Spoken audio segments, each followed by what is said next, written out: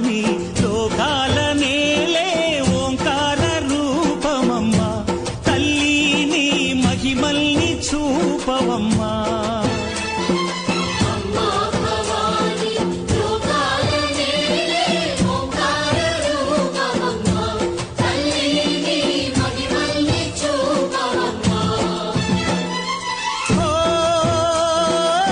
సృష్టికే దీపమా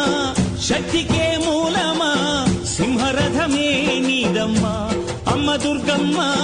భక్తులను దీవించుమా